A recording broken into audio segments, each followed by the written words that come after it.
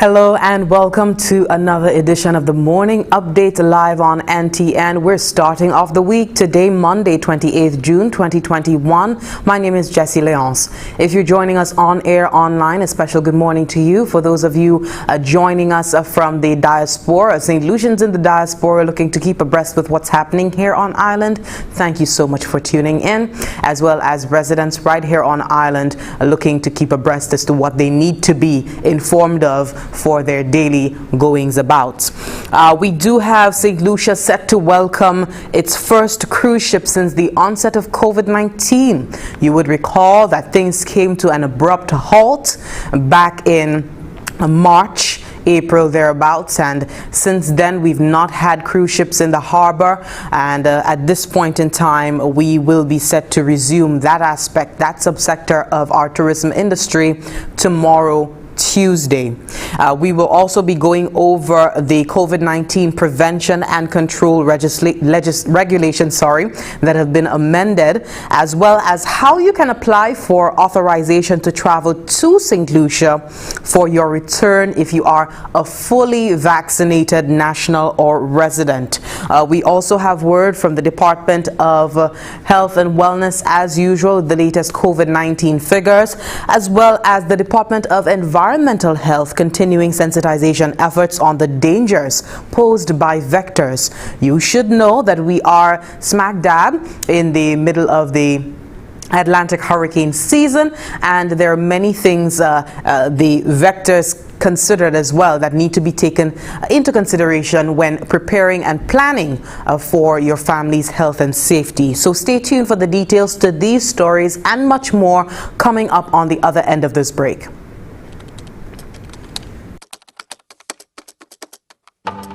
Tired of waiting for hours and days, tired of standing in lines and lanes. DigiGov is the solution. Over 150 services online. Renew your license and waste no time. Contact the call center 311, that's right, and be updated on the status of your task. DigiGov saves you time. DigiGov, get online. DigiGov for your... I am DigiGov. I am DigiGov. Hi there, I am DigiGov. I am DigiGov. I am DigiGov. I am DigiGov. I am DigiGov. DigiGov for the people. DigiGov free your mind.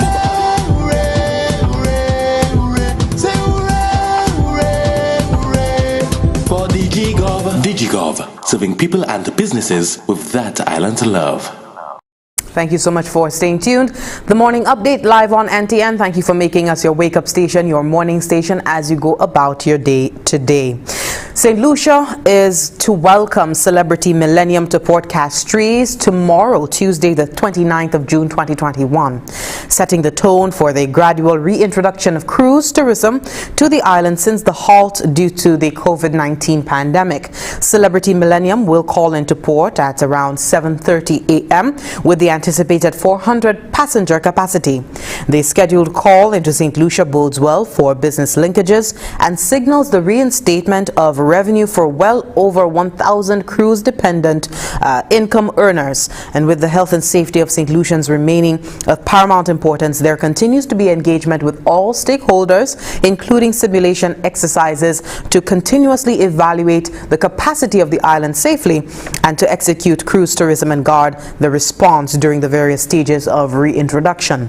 Efforts to ensure the safe re-establishment of cruise calls to Port Castries were incessant, with regular meetings with the cruise lines, handling agencies, and the locally established cruise committee. And I do recall that when at the jumpstart of the national vaccination campaign, the stakeholders for cruise tourism and the tourism sector in general were first in line to get vaccinated in the hopes that this could add to the expediting of the resumption of tourism here in St. Lucia, more specifically cruise tourism, for which many persons in St. Lucia are heavily dependent. We come now on to the ways in which you can apply, the way in which you would need to apply for authorization to travel to St. Lucia for return if you are a fully vaccinated national or a resident. So you've traveled, you're coming back home, there is a way to do it. First, you are to visit stlucia.org, that is stlucia.org. Select travel advisory, so these are the promptings on the website. Select returning nationals and residents. Then you select the next prompting, select travel registration form to start the authorization process.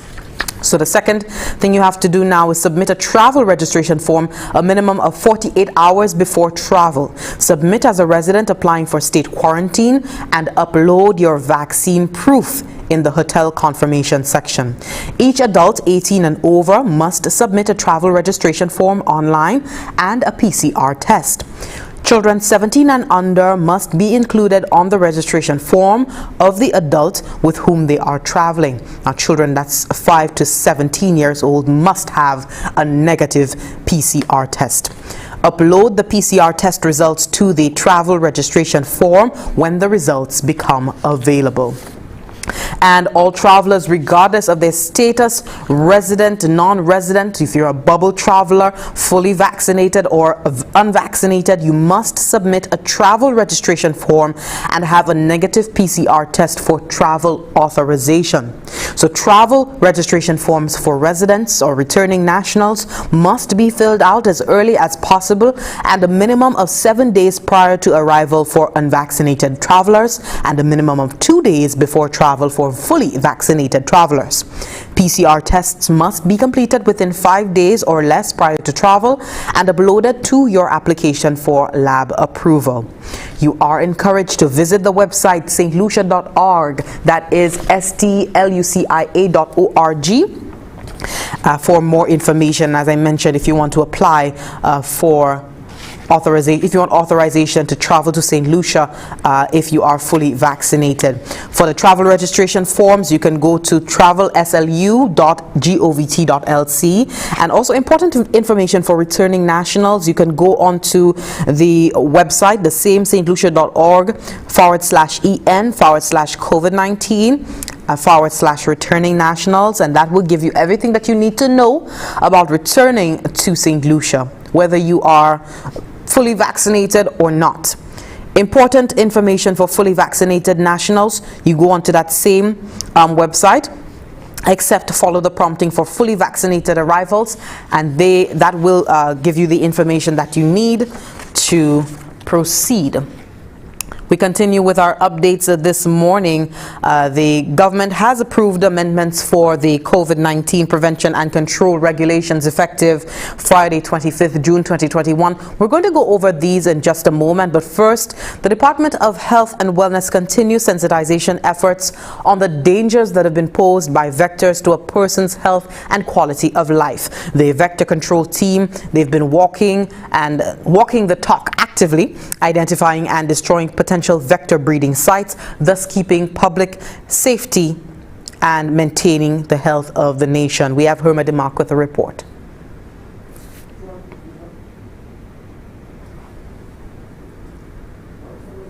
That the report, the vector awareness initiatives continue. Report.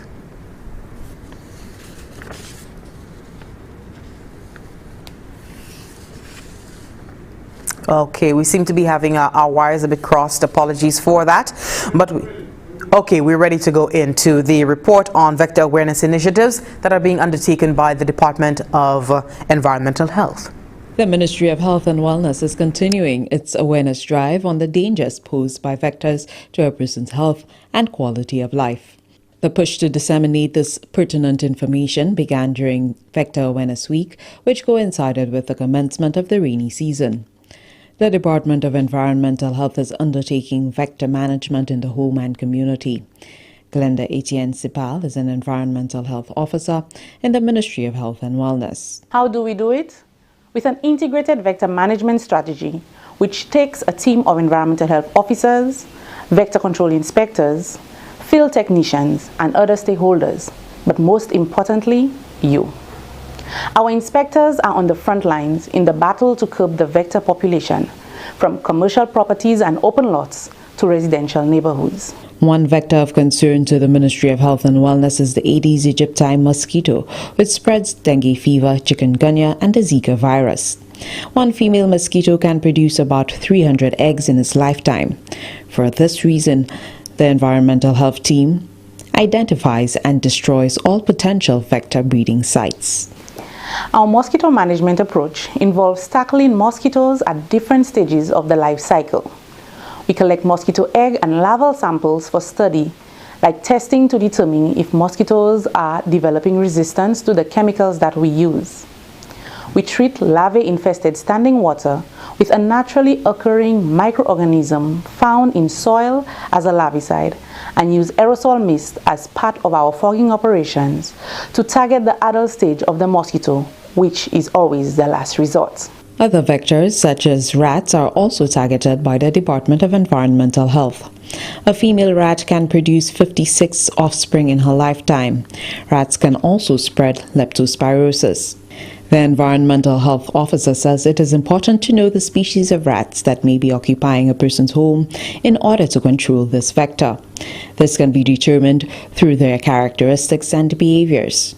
Non-chemical approaches like reducing or eliminating food, water, and shelter can rid your homes from rats and mice.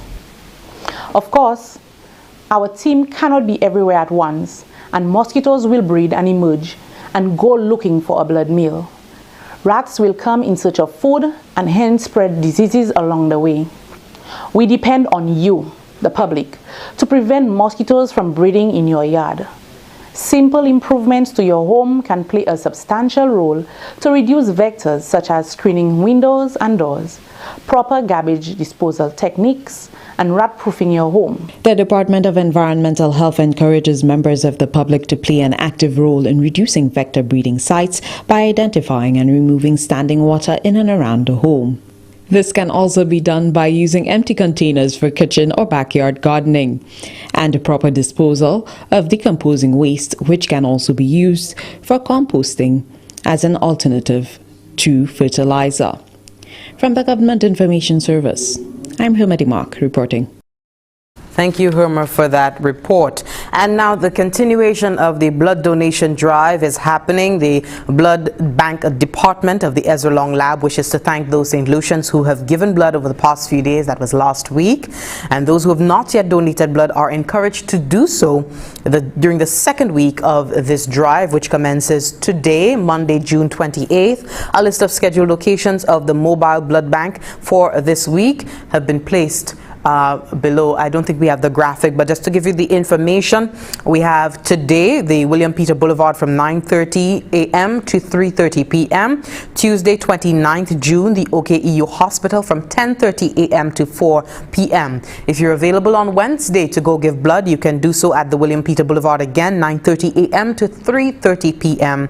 Thursday, 1st July, the OKEU Hospital, same time, and Friday, July 2nd, the William Peter Boulevard. So there's a zigzag throughout the week between the Castries Central, William Peter Boulevard, and the OKEU Hospital.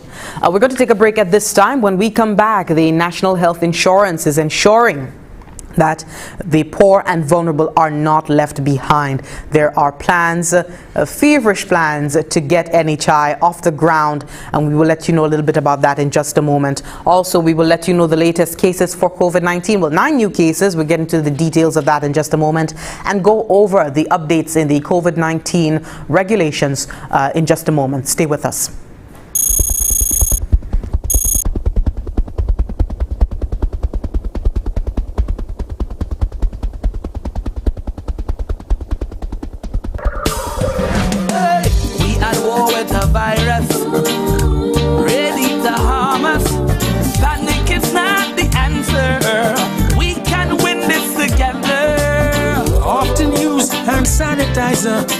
Better yet, use soap and water. We must protect each other if we are to beat this corona. Together let us win this war. Be a soldier for St. Lucia. Together let us win this war. Be a soldier, together we can beat this corona. So you don't become the next case. Avoid touching your face. I'm sure you've been told so. handshakes and hugging a rock. No, no. Advice give you the please. Cover your mouth and your nose if you cough or sneeze. Practice social distancing and avoid large social gatherings. Together let us win this war. Be a soldier for St. Lucia. Together let us win this war. St. Lucia, be a soldier. Together we can beat this corona. For further information, please contact the hotline at 311 or the Bureau of Health Education at 468-5349. Thank you so much for staying tuned. If you're just joining us, good morning. This is the morning update live on NTN. We're coming to you from the Information Command Center of the GIS studios. St. Lucia is recording 9 new cases of COVID-19, and this is from a batch of 126 samples that were taken between the 24th to the 26th of this month, and these samples were processed over the weekend. These newly diagnosed individuals were seen at various community respiratory clinics, nothing out of the ordinary in terms of the procedure, and of course arrangements have since been made to place the individuals who've been confirmed positive for COVID-19 into isolation, while contact tracing for these newly diagnosed individuals is underway. These cases mean that there are now 88 active cases on island. They are doing well, and none of them have had to be placed in the intensive care unit. So they're all doing well, being treated at the hospital. The total number of cases diagnosed in country since March of last year stands at 5,278.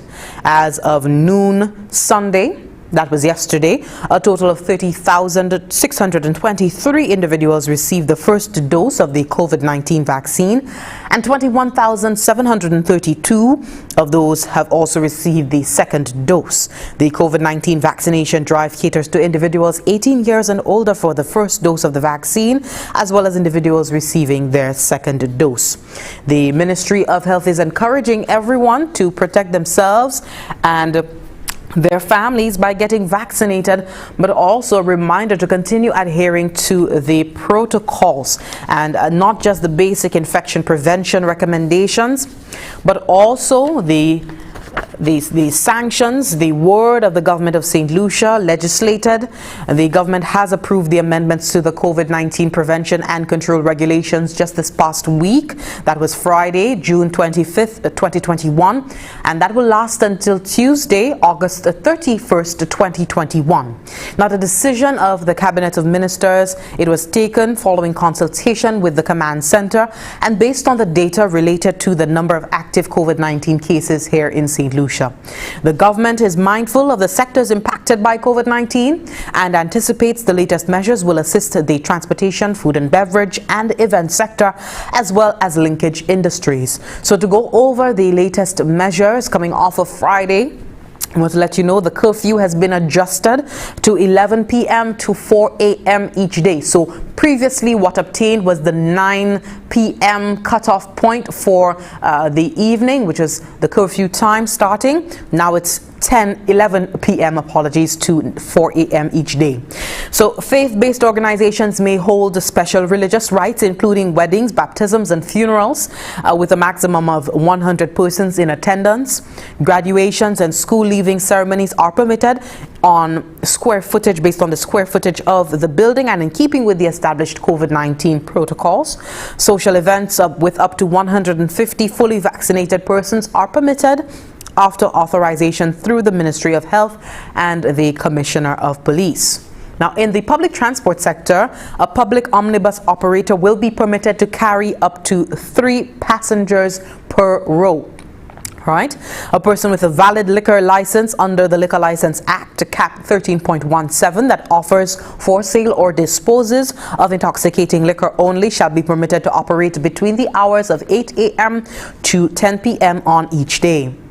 Returning nationals will not require, well, of course, returning nationals and visitors who have a PCR test that is negative and who are fully vaccinated will not be required to quarantine. I repeat, and that's why we stated what steps you have to take if you're a returning national and you're fully vaccinated and you have a negative PCR test. If you meet these 2 requirements, you will not be required, visitors also, to quarantine. Right? Random testing will be done at all arrival points as usual, notwithstanding the CMO, the Chief Medical Officer, Dr. Sharon Belmont George. She retains the power to place visitors in quarantine in order to protect public health. The government is also pleased to announce the resumption of inter-island ferry services from Martinique to St. Lucia with effect from July 1st. So inter-island ferry services, resumption of cruise tourism tomorrow. Quite a bit is happening, and St. Lucia, while we've made significant stride with our vaccination campaign, the call and the effort is that you continue adhering to these protocols. Continue adhering to these protocols for the health and safety of a population that is still very much, while it's coming up out of the funk of COVID-19 and the pandemic, it's still very much vulnerable, and we need to protect ourselves as much as possible, as with the same energy that we did earlier on in the pandemic. We do have word from the director of the Pan American Health Organization speaking on the vaccination efforts to date globally to get developing countries, poor countries, vulnerable countries, vaccines. At this time, you know, there is a grab for vaccines, COVID-19 vaccines. Everyone is trying to protect their population, but we will hear from her on the urgency for providing vaccines to developing nations in our part of the world. In the meantime, we have the upcoming National Health Insurance Scheme, the NHI. We have a report on that. The aim is to ensure that the poor and vulnerable are not left behind. We have been covering NHI in collaboration with the implementation unit at the Department of Health and Wellness in the last few weeks. We hope you've been paying attention. If not, another glimpse into what you can expect when the NHI rolls out. Take a look. Upon launch of the NHI system, the government of St. Lucia seeks to provide the more underprivileged elements of society with insurance coverage. Chief Economist for Research and Policy in the Department of Finance, Janai Leos, says the cost of coverage for those unable to afford will be subsidized by the state. One of the notions that the state is looking to do is where persons are poor and vulnerable and whatnot, to ensure that those persons can be provided with insurance policies that would allow them to access an array of services and benefits that they otherwise would not have. So I think care is being placed in the design of this, that whatever is to be designed, the poor, the vulnerable, and what have you, will be proxy means tested to ensure that they meet the requisite standards for poverty and vulnerability. For the development of the NHI system will determine the most pragmatic model to produce a public safety net. One of the things that we have been working with the World Bank and our other stakeholders as we are in the design element is to address which modality is best. So would it be best for the state to purchase all of the policies and then have persons who are poor and vulnerable receive from the state, and also persons who are not poor and vulnerable but would like to purchase insurance to do that for the state as well? Or whether it may be best to have the state simply focus on the poor and vulnerable and allow your non-poor to be able to access through their employer, through a provider of their choice, and so forth. The intent of the final phase of NHI is to include all demographics, including the underprivileged and persons in retirement age. From the Ministry of Health and Wellness, I am Jacques Hinkson Compton reporting. Thank you, Jacques, for that report. We're coming back to PAHO. As I indicated earlier, the Pan American Health Organization is requesting expedited action of the G7 nations' promise to deliver 1 billion COVID-19 vaccine doses to low-income nations of the world. There have been over 1.1 million new cases registered in our part of the world and 31,000 new deaths in the past week. 4 out of the 5 countries with the highest weekly death count continue to be in the Americas.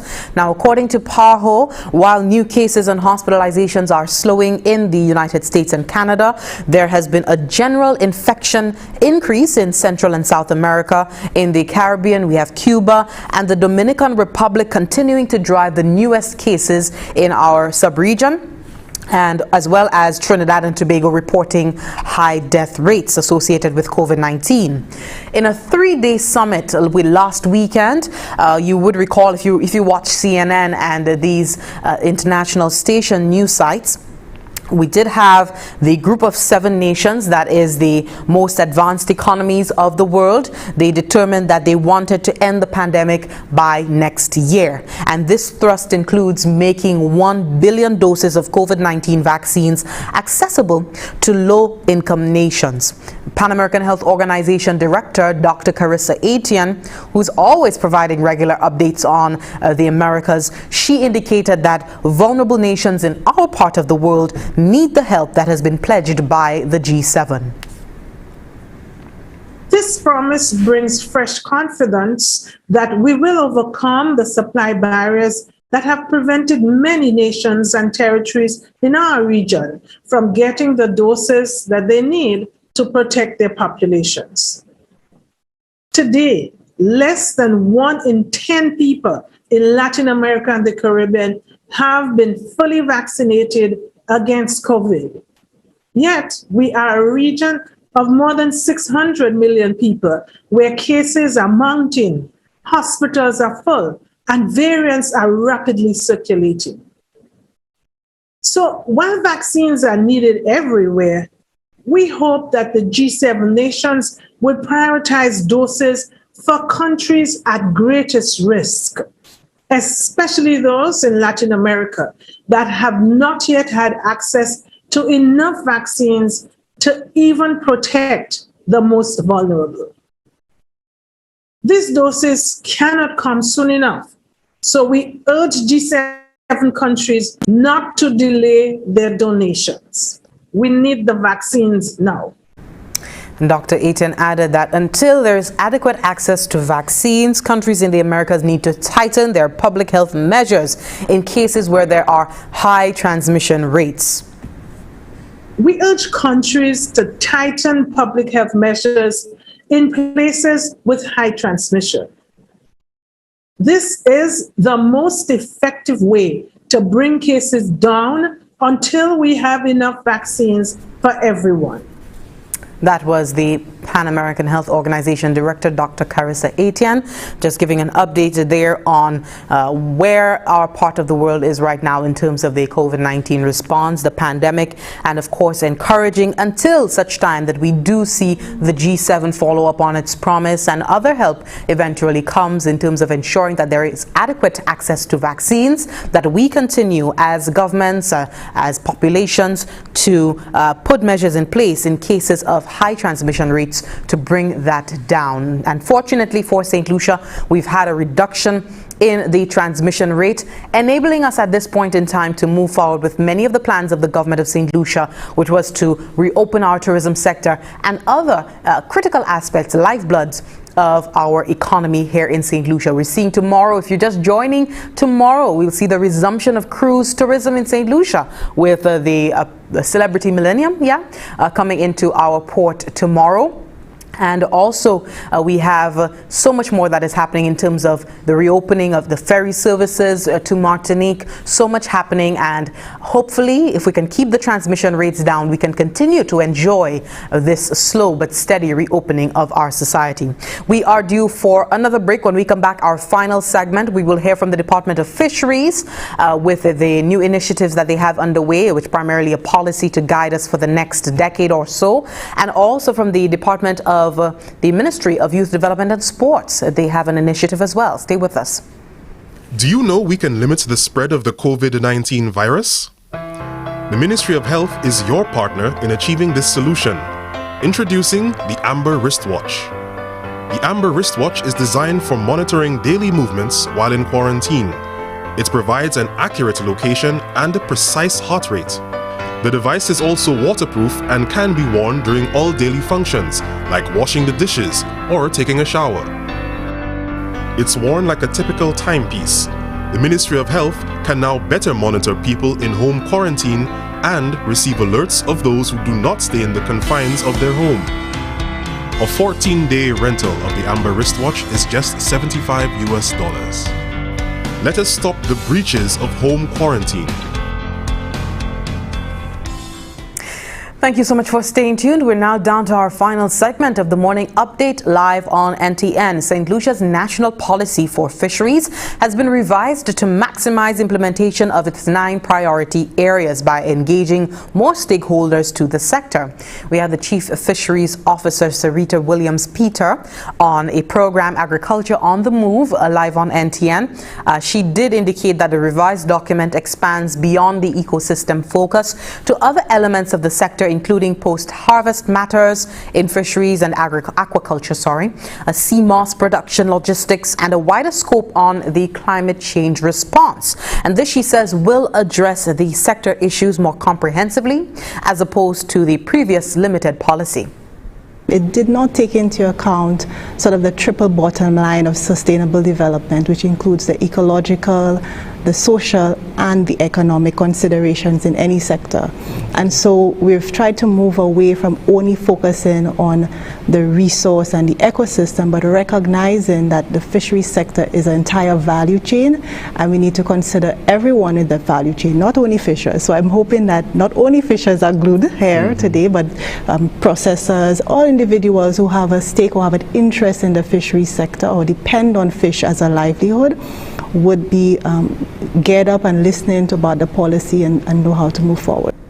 The revised policy will foster a more collaborative approach among stakeholders to improve the welfare of all parties in the fisheries value chain. In 2018, when we began the consultation process for this new policy, we tried to broaden our scope of stakeholders involved. The previous one, we focused more on the fisher folk, the fishers, those who go out to sea, the boat owners, crew, etc., cooperative members, etc. But then we realized that, hey, if we want a sector to develop the full value chain and to bring in the social and economic considerations, we needed to bring in more sector players. We needed to recognize that we had to bring in gender. We brought the gender people, we brought in social transformation, we brought in Export St. Lucia, all those major players, commerce, all of those industry stakeholders to come in and really understand what the fisheries sector needed and to help integrate that into their portfolios as well.